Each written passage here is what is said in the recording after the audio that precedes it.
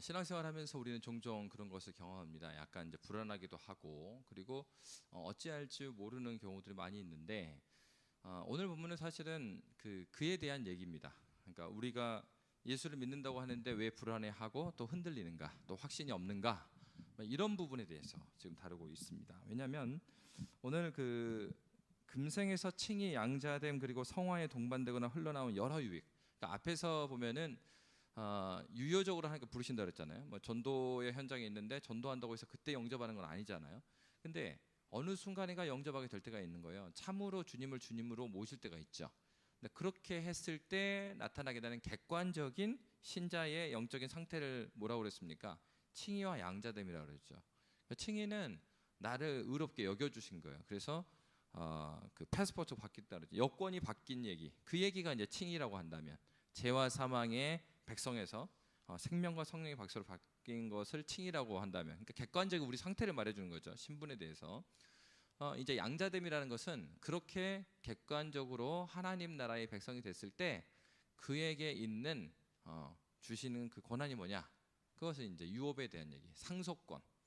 그래, 그것이 양자됨, 양자됐다, 양아들이 됐다라는 얘기는 그런 하나님 나라의 상속권을 받은 자라는 얘기니까. 그러니까 앞에는 칭의는 신분에 대한 얘기라면, 바로 이 양자됨은 그 신분으로 바뀌었을 때 우리에게 주는 유익들이 뭔가, 이런 얘기를 한다면, 그렇게 된 사람들의 삶이 어떠한 삶을 살아가느냐, 예수 닮아가는 삶이죠. 그게 성화입니다. 거룩하게 살아가요. 그러면 하나님께서 부르심에는 후회하심이 없다라는 건 하나님께서 유효적으로 부르셨어요. 효과 있게 부르셨어요. 그럼 그 사람이 하나님 나라 백성 됐어요. 그리고 하나님 나라의 유업들을 상속받는데요. 그리고 주님을 닮아갑니다. 그리고 그렇게 유효적으로 부르셨을 때 있는 또 다른 유익들이 무엇이냐 하는 거예요. 근데 그 유익들에 대해서 오늘 믿음의 선배들은 첫 번째로 무엇이라고 말하고 있습니까? 여러 유익은 무엇입니까 했을 때, 여러 유익은 하나님의 사랑의 확신이다. 첫 번째 말하는 게 하나님의 사랑의 확신이에요. 그러니까 여러분, 예수님 복음을 전하고요, 이 사람한테 진짜 내가 예수를 만나지도 않았는데 의심하지 마세요, 확신을 가지세요, 안 생깁니다. 사실 안 생겨요. 그거 자기가, 그러니까 사형리에 적혀 있는, 그러니까 영접을 했으나 어떤 감정적인 무엇이 생기지 않았다 하더라도 의심하지 마세요라는 얘기는 앞에서 영접을 참으로 했을 때의 얘기예요. 근데 그게 아니고 그냥 기도문만 따라하기만 했을 뿐이에요. 근데 기도문만 따라했지 마음으로 주님을 영접하지 않았어요. 확신이 안 생기죠. 그러나 주님을 인격적으로 깊이 정말 만난 거예요. 실제로 이 사형리를 만드신 빌 브레 박사님이 여직원한테 사형리를 이렇게 전했어요. 근데 그 직원이 그 앞에서 그걸 읽고 회심을 했습니다. 진짜로 그 앞에서. 근데 그런 경우에는 어때요? 당신이 주님을 만났으나 우리의 신앙이라는 것은, 이제 뒤에 사형리의 이 페이지를 보면 13페이지인가요? 그 뒤에 가면은 기차 모양이 나오거든요. 그래서 기차 모양이 나와갖고 기관차와 객차 그림이 나와요. 그래서 기관차가 객차들 다 끌고 가잖아요. 그런 것처럼 거기에 보면은 우리의 지성과 정서, 의지를 써놨어요. 그래서 우리의 지성이 이 정서와 의지를 끌고 가는 거다. 그렇기 때문에 여기서 정서적으로 무엇인가 느낌이 없다 하더라도 의심하지 말라, 그렇게 나와 있어요. 근데 그 말이 틀린 게 아니고 맞아요. 근데 전제는 무엇입니까? 참으로 인격적으로 예수님을 만나는 경우의 얘기예요. 그 영접이라는 것이 그저 입술로 고백만 했으니까 이제 영접한 것이다, 이게 아니에요. 이런 사람들이 언제 나왔냐면, 영국에 그런 사람이 진짜 나왔어요. 영국에 이제 20세기에 보면은 샌데만이라는 사람이 나오면서 샌데마니즘이라고 그랬어요. 그래갖고 뭘 강조했냐면은 성경에 입으로 시인하여 의에 이른다, 이런 이제 요 말씀만 딱 떼가지고 이것을 아주 강하게. 그래서 어떻습니까? 입으로 시인하면 그냥 예수 믿는 사람은 다 쳐주는 거죠. 그렇게 되면 어떤 문제가 생깁니까?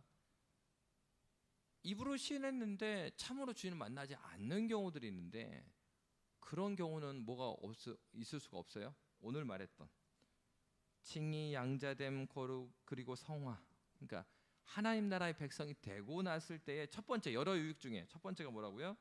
사랑에 대한 확신, 이게 없는 겁니다. 그러니까 이 사랑에 대한 확신, 우리의 구원의 확신, 사랑에 대한 확신은 어디서 생겨요? 하나님 나라 백성이 됨으로 말미암아 생기는 겁니다.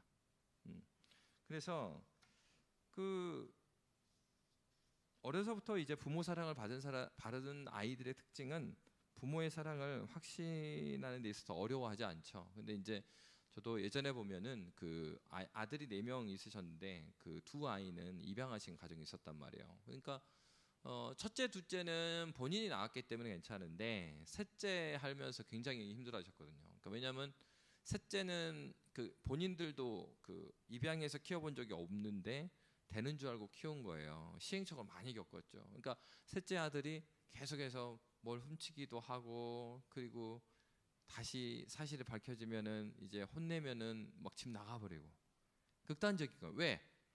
자기에 대해서 혼내고 했으면은 이게 자기를 믿지 못하고 조금 있으면 자기를 버릴 것 같은 그 느낌, 그게 많아서. 그래서 이제 이 집사님이, 여자 집사님이 이제 상담을 공부하기 시작했어요. 전공은 미술인데 아들 때문에 상담을 공부하기 시작해요. 그래서 그 아이들 아동 심리. 근데 나중에는 이제 상담 그 저기를 사무소를 차리고 이제 그런 입양 아이들 그 상담. 지금은 입양하는 그 가정들은 그 전국 네트워크가 있어요. 그래서 이제 모임을 하거든요. 입양 가족들이 이제 매해 한 2번씩 모임을 하고, 그러면 이제 새로 입양했을 때 어려운 분들이 있는 분들을 이제 돕는 역할을 해요. 그래서 이제 4번째 아이를 입양했을 때는 3번째 아이들을 이렇게 겪으면서 이제 여기 집사님이 많이 알게 돼서 굉장히 잘 하고 있는 그 집사님 계세요. 근데 그때 딱 들어보니까 그 얘기를 하더라고요. 그러니까 입양이 된 아이들 같은 경우 아주 어렸을 때는 그래도 상관이 없는데 조금 더 커갖고 입양하는 아이들 같은 경우는 이 그 사랑에 대한 확신까지가 너무 오래 걸리는. 그러니까 뭐 그 엄마 아빠가 계속해서 사랑한다 안아주고 사랑한다 안아주고, 그러면 우리가 아이들을 키울 때는 잘못한 것에 대해서 잘못한다고 이야기를 해야 되잖아요. 근데 자기가 낳은 아이들은 잘못한 것에 대해서 이렇게 몇 번의 경고로 캐치업이 되는데 이 아이들은 그게 어려운 거예요. 훨씬 더 그 부드럽게 나가줘야 되고 훨씬 더 이제 애를 많이 써야 되는. 왜 그렇습니까? 정말 사랑의 그 얘기 하잖아요. 아이들한테는 온도계가 있다죠. 사랑의 온도계. 그래서 엄마가 채워줘야 될 사랑의 온도계가 있고 아빠가 채워줘야 될 사랑의 온도계가 있다고 하잖아요. 그 온도계가 이 아이가 안 채워졌는데 뭐 여러 이유가 있겠죠. 부모님이 갑자기 사고를 당하셨거나 어찌됐거나 하여튼 그 사랑을 주는 대상자가 사라져 버린 거예요. 그러니까 이 아이가 다시 그 온도를 채우기까지 이 입양을 한 부모가 가진 애를 이제 써야 되는 그 모습. 바로 우리가 어떤 사람입니까? 하나님의 자녀임에도 불구하고 그렇게, 그러니까 하나님 버린 게 아니죠. 우리 스스로가 집을 나가갖고 그래서 하나님의 사랑에 계속 의심하는 사람이 되어 있는 거죠. 그러니까 하나님께서 어떻게 이야기합니까? 이스라엘 백성들에게도 선지자, 포도원 비유가 그렇잖아요. 그 종들을 계속 보내고 종들을 계속 죽으니까 아들까지 보내고. 그러니까 하나님의 끝없는 그 애타는 마음으로 그의 그 종들을 계속 보내셔서 그 백성을 부르시는 그 모습을 보여줍니다. 이 사랑을 마침내 깨닫는 거예요. 그러면 그 깨달을 때 그에게 오는 것은 확신이죠. 아, 그것이 참견이 아니고 사랑이었구나. 그러니까 아이들도 보세요. 아이들도 사춘기 때는 굉장히 막 왜 그러냐고 하면서 막 이렇게 하다가도 아이가 커요. 그러면서 이제 그 여성들은 그런다고 그러잖아요. 자기가 아기를 낳아보면서 엄마를 이해하게 된다 그러잖아요. 그러니까 아이들이 이제 이 어른이 되면은 부모를 이해하기 시작하잖아요. 뭐가 필요합니까? 시간이 필요한 거예요. 시간이. 그런 것처럼 신자에게 있어서 첫 번째로 알게 되는 건 하나님의 사랑에 대한 확신을 알게 돼요. 그리고 나서 사랑의 확신을 알게 되면 그 다음에 무엇을 깨닫게 될까요? 이 36문에 나와 있는 것처럼 하나님의 사랑의 확신, 그 다음에 양심의 화평, 평화. 평화는 딴 데서 오는 게 아니에요. 내 마음 안의 평화는 예수 그리스도가 나를 사랑하신다는 그 확신에서부터 오는 거죠. 평화는. 그러니까 평화는 하나님께서 나의 인생을 이끌어 주신다라는 그 확신 가운데서 평안이 오는 것이지, 다른 평안에서 오는 것은 사실 세상에 주는 평안이에요. 예를 들면은 뭐 갑자기 그 사업이 너무 잘 돼갖고 1년 동안에 회사로 치면은 1년의 연봉이 갑자기 들어왔어. 기쁘죠? 그럼 마음 편하죠? 근데 그 평안은 성경에서 말하는 평안은 아니에요. 주님이 주신다는 평안이 아니에요. 그거는 궁극적으로.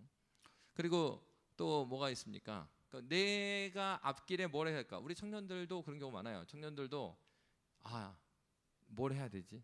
우리 졸업하는 애들이 이제 몇 명 있는데 이 친구들도 이제 뭐 해야 되지? 물론 이제 뭐 정하기도 하고 뭐 하기도 찾기도 하고 과정이 있지만 마음 가운데 뭘 해야 될까? 어떻게 살아야 될까? 뭐 이런 고민들이 있는 거예요. 근데 갑자기 유명한 회사에서 널 스카우트하겠다. 그래가지고 내가 우리 회사에서 당신을 한 5, 6년은 다 책임진다. 이렇게 된 거예요. 그럼 어떻습니까? 불안했던 마음들이 사라지면서 거기에 평화가 오죠. 이것은 성경에서 말하는 평화하고 다른 평화예요. 세상이 주는 평화예요. 그러면 우리가 염려하고 평안하지 않을 때가 언젠가를 생각해 봐야 되는 거죠. 내가 언제 평안을 느끼지 못할 때는 무엇 때문일까? 그리고 내가 평안했을 때는 무엇 때문에 평안한 것인가? 그 정체를 잘 파악을 할 때 내가 영적인 하나님의 백성으로서 내가 하나님이 주시는 평안 가운데 있는지 아니면 이 세상이 주는 그 평안 가운데 있는지 그거를 잘 분별할 필요가 있는 거죠. 바로 오늘 말씀은 그 말씀을 우리에게 말해주고 있습니다. 그래서 첫 번째는 사랑의 확신을 주고 사랑의 확신을 가진 사람한테 나타나는 것이 이 마음의 평화가 오는 겁니다. 그러면 여러 유익은 하나님의 사랑의 확신 그리고 양심의 화평 그리고 성령 안에서의 기쁨을 이야기합니다. 당연히 이 평화는 기쁨과 분리되지 않죠. 그러니까 평안하지 않는데 기쁠 수는 없잖아요. 그러니까 평화와 기쁨은 함께 가는 것입니다. 근데 여기서도 뭘 덧붙였어요? 성령 안에서의 기쁨. 그러니까 왜 그 믿음의 선배들이 계속해서 여러 유익 하나님의 사랑의 확신, 하나님의 사랑에 주는 양심의 화평, 그리고 성령 안에서의 기쁨. 계속해서 덧붙이는 의미는 무엇이겠어요? 이 화평도 기쁨도 세상에서도 화평과 기쁨 주니까. 근데 세상에서 주는 기쁨과 화평의 차이가 무엇인지를 말하기 위해서 앞에 성령 안에서의 기쁨이다 이렇게 말하고 있습니다. 그러면 이제 뒤에 은혜의 증가는 무엇입니까? 은혜의 증가는 바로 이 사랑과 화평과 기쁨은 무엇으로부터 오는 것입니까? 하나님의 은혜가 계속 부어짐으로 말미암아서 오는 거예요. 이게 분리되어 있지 않죠? 하나님의 사랑의 확신, 양심의 화평, 성령 안에서의 기쁨, 은혜의 증가. 이것은 함께 가는 것입니다. 누구에게요? 하나님께서 부르신 주님의 백성에게 함께 가는 것입니다. 그러면 이제 두 번째로 여러 유익 가운데 이제 두 번째는 무엇인가? 그리고 거기에 끝까지 견디는 것이다 이렇게 나와 있습니다. 끝까지 견디는 것은 성도가 완전히 한번 하나님 나라 백성 된 성도는 타락하지 않고요. 타락하지 않다라는 것은 죄를 안 짓는단 말이 아니라 죄를 짓는데 완전히 타락하지 않고 다시 회심하지 않을 때로 돌아가지 않는다는 얘기예요. 다시 그렇게는 돌아가지 않고 구원의 과정을 끝까지 견디어 간다라는 것을 견인이라고 해요. 견디어 간다. 근데 그 견디어 가게 하시는 분이 누구십니까? 바로 그것은 성령 하나님이시죠. 성령께서 지금도 우리가 때로는요 이 영적으로 뒤로 물러나 있으면은 어떠한 일들에 대해서 굉장히 자극적으로 반응하는 경우가 많아요. 그래서 잘 알지 못하는데 막 그거에 대해서 뭐 화가 나기도 하고 막 그런 경우도 많고 오해하기도 하고 그래요. 그런데 은혜가 있으면 그렇지 않죠. 은혜가 있으면 이것이 정말로 하나님께서 무엇을 원하실까? 그러면 하나님께서 공동체에 어떤 유익을 원하실까?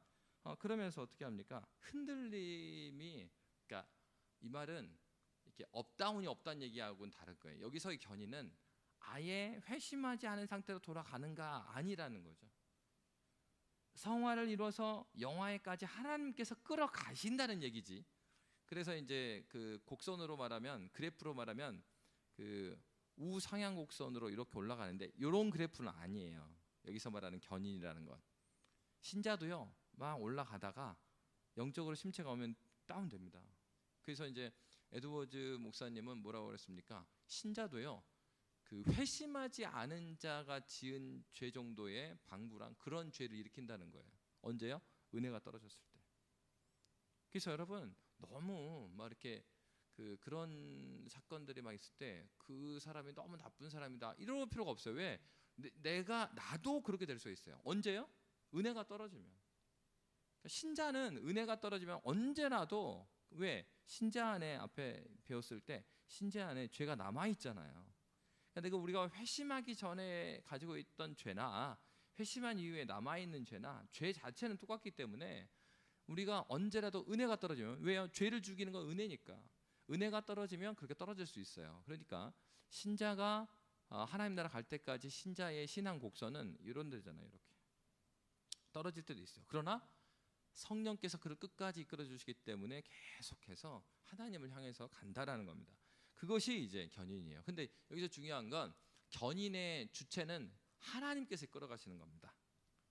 누구를 사용하셨어요? 인격적으로 우리를 사용하셔서, 우리의 순종을 사용하셔서.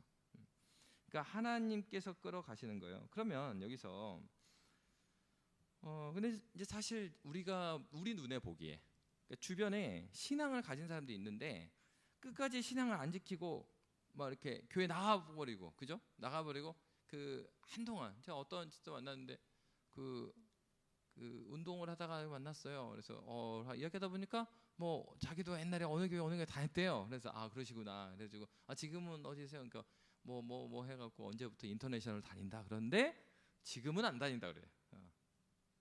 그러면 우리가 눈에 보기에는 그렇잖아요. 아니 그러면은 이 사람 같은 경우에는 뭐 어느 교회를 다니면서 뭐 집사도 했었고 뭐 안수 집사도 했었고 뭐 어떤 일이 있어서 뭐 인터내셔널 교회 다니다가 지금은 아예 안 다닌다는데, 이 사람은 그러면은 구원을 받았다가 그러면 떨어져 나간 것인가? 이제 우리가 그렇게 생각할 수가 있다라는 거죠. 실제로 성경에도 보면은 디모데전서 1장 19, 20절에 이런 말씀이 있습니다. 믿음과 착한 양심을 가지라. 어떤 이들은 이 양심을 버렸고 그 믿음에 관하여서는 파선하였느니라. 그 가운데 후메네와 알렉산더가 있으니 내가 사탄에게 내준 것은 그들로 훈계를 받아 신성을 모독하지 못하게 하려 함이라. 이런 말씀을 읽으면 어떤 생각이 들어요? 예수를 믿었다가도 저렇게 사탄에 내주는 경우가 있네? 구원이 취소되는 경우도 있나? 이렇게 이제 묻게 되는 거예요. 근데 우리 요한일서는 요한일서 2장 19절은 이에 대해서 이렇게 답변하고 있습니다. 그들이 우리에게서 나갔으나, 그러니까 앞에서 말한 그런 케이스죠. 그들이 우리에게서 나갔으나 우리에게 속하지 아니하였나니 만일 우리에게 속하였다면 우리와 함께 거하였으려니와 그들이 나간 것은 다 우리에게 속하지 아니함을 나타내려 함이니라. 무슨 말이에요? 그러니까 물리적으로는 우리 가운데 있었지만 그리스도 예수의 자녀가 아니었다. 이 말은 앞에서 말한 칭의, 양자됨, 성화, 참으로 하나님 나라의 백성인 적이 없었다라는 증거일 뿐이지. 왜요? 예수님께서 그런 말씀하셨잖아요. 알곡과 가라지 비유를 하십니다.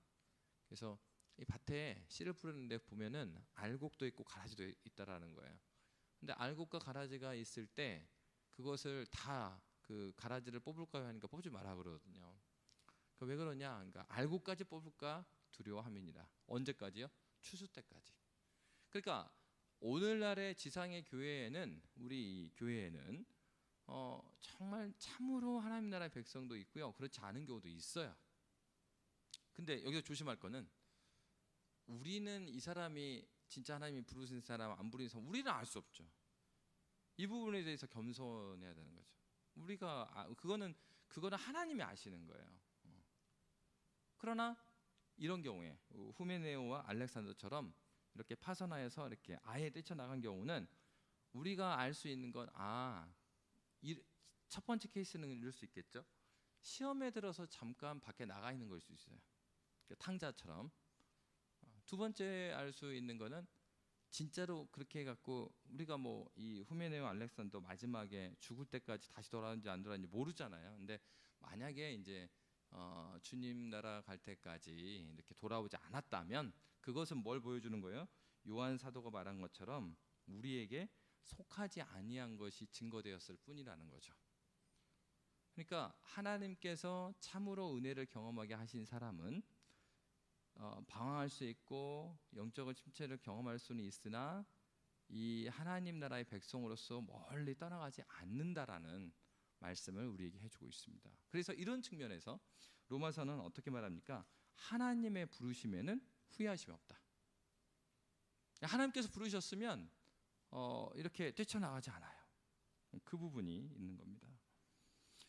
그럼에도 만약 견인이, 이 성도의 견인, 하나님께서 이끌어주신 견인이 확실하다고 한다면 성화에 또 힘쓰고, 그리고 배교에 대한 경고를 하는 거 성경은 하고 있잖아요. 마지막 때에 배교자가 있을 것이라고 말하고 너희 구원을 이루기에 힘쓰라고 말하는데, 근데 하나님께서 이끌어 가신다 하니까 그러면은 이런 것들의 경고가 필요 없는 거 아닌가? 어차피 하나님께서 이끌어 가실까?